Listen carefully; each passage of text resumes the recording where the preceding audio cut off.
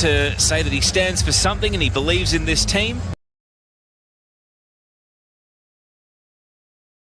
Milestone, of course, for the new Australian who has called the A-League home for a number of years now. And he will be assisted tonight by Anton Shetinin and David Walsh. Adam Kersey's the fourth official, and the VAR, if required, is Chris Griffiths-Jones. So one for the diehards as far as the Raw fans at the ground tonight. But as you can see there is a loyal core that is sticking with this team, desperate to see that first win. And Newcastle on the road. A couple of talented youngsters, Eli Adams and Keegan Jelicic, exchanging pleasantries before kickoff. But once it's down to business, expect this to be a tough tackling affair. The Jets have shown themselves to be a team that can get stuck in this season in spite of their relative youth. And will those young, hopeful fans in the stands see a Brisbane Roar win to remember tonight? Underway at Suncorp, it's Brisbane Roar against the Newcastle Jets, and I'm joined by former A-League champion Eric Partaloo. And Eric, at this end of the table, it's as simple as you've got to start winning and get on a roll. Yeah, good evening, Teo. It's a pattern that's been formed for this Brisbane Roar side already, and unfortunately it's not been a positive one on the results side, but performances have looked better in recent weeks. But this being their third game out of home out of the last four, you feel tonight has to be a turning point in their season. The Newcastle Jets, I really like what I've seen from them so far, even though they did blow that 2-0 lead against Sydney FC in the last game. But they look energetic, they look dangerous going forward. Rob Stanton looks as though he's managing this group of young players in the right direction. How both teams start tonight could be indicative of what's to come. Clayton Taylor protected the ball well there. Daniel Wilmering as he hugs the left sideline. Full of praise for Ben Gibson, the young forward, of course. Rob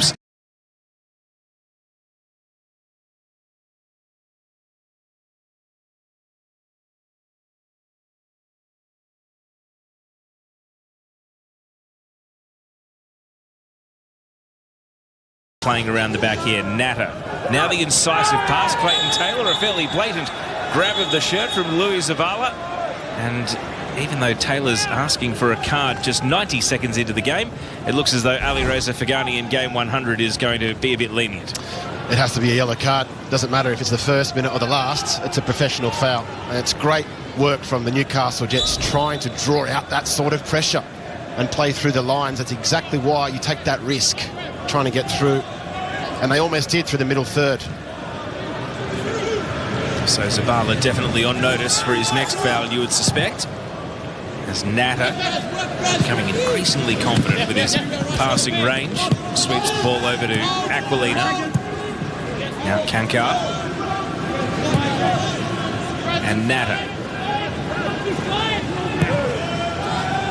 Raw happy to stand off almost at halfway at the moment.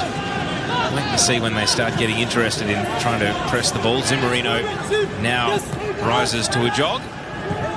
Newcastle relatively comfortable in possession at the moment.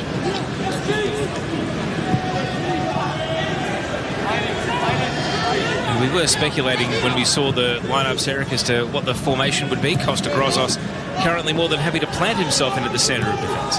Yeah, jumping in between, just making himself that extra number. Yeah, that's good pressure from the Raw there. That's much better.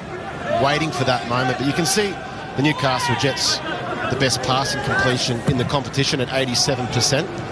And it's about how can they use that ball a bit further forward rather than their own half.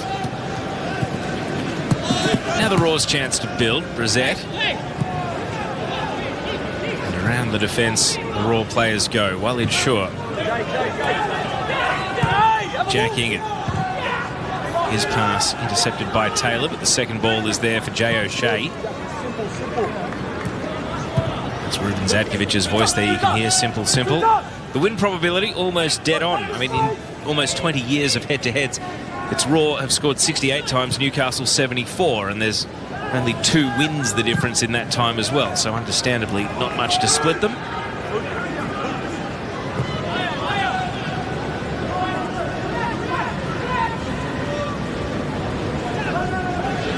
And again, Newcastle lay in wait at the halfway line and now start to expand out, chasing possession here.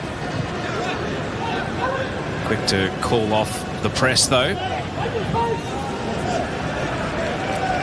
Bit of safety first from both teams to start the night. Harrington. Good touch for Jelacic, but not interested in actually taking the ball.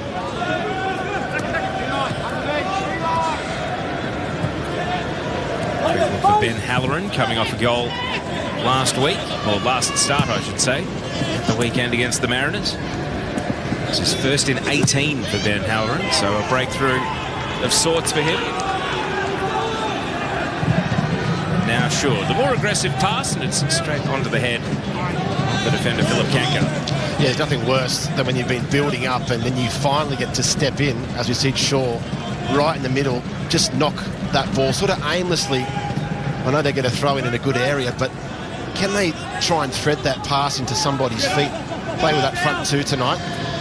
Zinorino is one of those players, and himself and Jelacic have to hold the ball up, and they've got to make good runs in order for Brisbane Roar to make passes to them. It's as simple as that.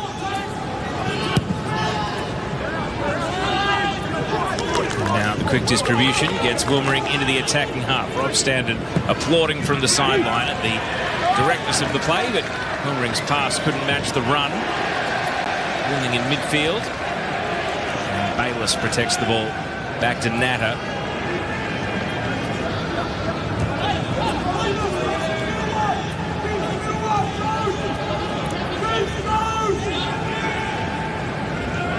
Lots of directing traffic as Newcastle try to play through the Roar front three in midfield, and the ball has been spilled. Out of the tangle, Hingett made a presence. Zavala, O'Shea.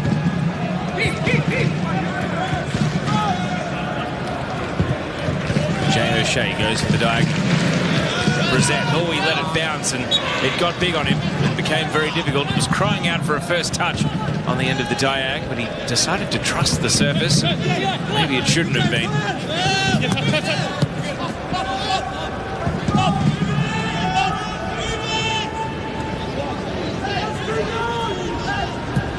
Timmins has the ball to Natter.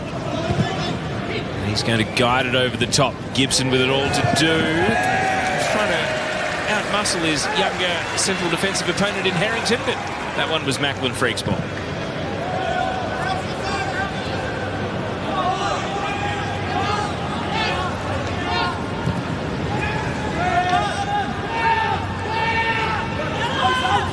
An aggressive run from Timmins, and he pops it out into space. Gibson's away now.